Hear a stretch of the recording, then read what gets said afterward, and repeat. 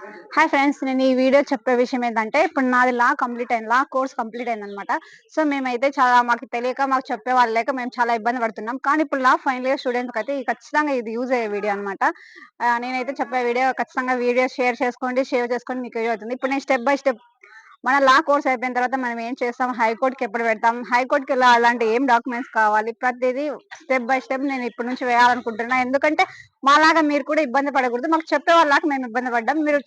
నేను చెప్పేవాళ్ళు అన్నారు కాబట్టి దీన్ని సరిదిద్దుకుంటారనే ఉద్దేశంతో నేను చెప్తున్నాననమాట.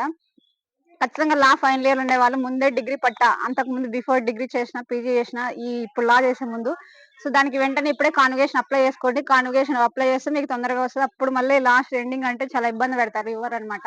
సో, కాబట్టి అది తొందరగా చేసుకోండి. ఇంకొకటేందంటే మీరు ఎప్పటికప్పుడు అన్ని మీరు సర్టిఫికేట్ మీ దగ్గర పెట్టుకోవాలి.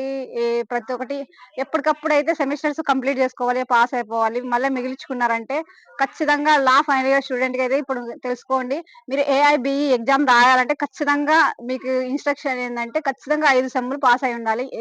ఇది మాకు మొన్న తెలిసింది లాస్ట్‌లో, మీకు తెలీదు కాబట్టి చెప్తున్నా. 5 సెమ్‌లు పాస్ అయితేనే ఏఐబీఈ మీరు రాయడానికి ఎలిజిబుల్ అనమాట. లేకపోతే మధ్యలో ఫస్ట్ గాని, సెకండ్ గాని, థర్డ్ గాని సెమిస్టర్స్ గాని ఎక్కడైనా ఫెయిల్ అయ్యి ఉంటే అవి సబ్జెక్టులు ఉంటే ఖచ్చితంగా ఏఐబీఈ మీరు రాయడానికి ఉండదు. సో, ఇప్పుడు మన ఏఐబీఏ రాసి ఇప్పుడు పాస్ అయితే మనకి నెక్స్ట్ ఇయర్ వస్తది నంబరు. తర్వాత మీరు నెక్స్ట్ ఇయర్ రాసుకుంటే మళ్ళీ ఆ నెక్స్ట్ ఇయర్ వస్తది. అప్పుడు 2 ఇయర్స్ లాస్ అయితది. కాబట్టి ఇప్పుడు ఫైనల్ ఇయర్ ఎంటర్ అయ్యుంటారు. వాళ్ళు ఖచ్చితంగా కంప్లీట్ చేసుకోండి ఉండాలి.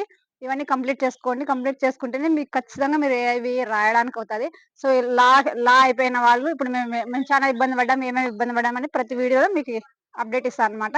సో, ఇది పరిస్థితి. మీరు తెలుసుకుంటారని చెప్తున్నామా? అంతే.